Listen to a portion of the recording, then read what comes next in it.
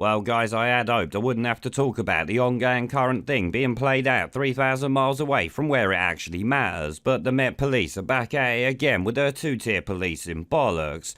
And I would actually bet that Sadiq Khan has had a hand in how the police are acting, because we've seen the pro-Palestine lot treated with kid gloves despite calling for Jews to be driven into the sea and shit, all while people going to the cenotaph a few weeks back were met with riot police and bans let's never forget.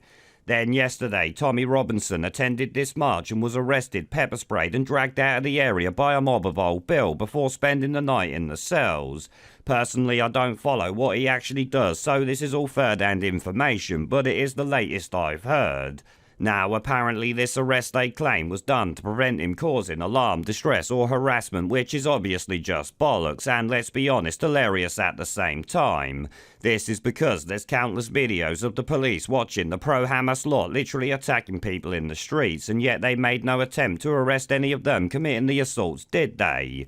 No, of course they didn't, which proves beyond all doubt we live under a two-tier policing system, though let's be honest, we've known that for years already.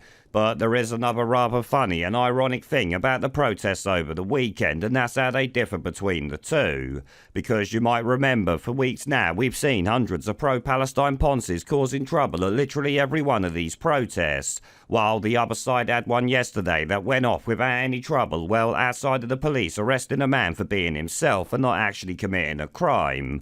Oh no, sorry, they apparently nicked a guy who hated Jewish people and was shouting abuse at them, but he wasn't part of the protest, was he? So I think you can call that one there a mostly peaceful protest, can't ya? Which means I'm shocked the BBC haven't called it far right or something. Actually, none of the scum media called the protest yesterday far right, which did actually shock me. I fully expected a Guardian article today calling Jews far right and all sorts, so I am a little disappointed. I can't laugh at that one, I won't lie. Pandemic. Anyway, though, the Metropolitan Caliphate coppers have once again shown themselves up here, doing more damage to their sinking credibility, and also destroying the credibility of UK policing in general. I mean, let's be honest, it went from this to this.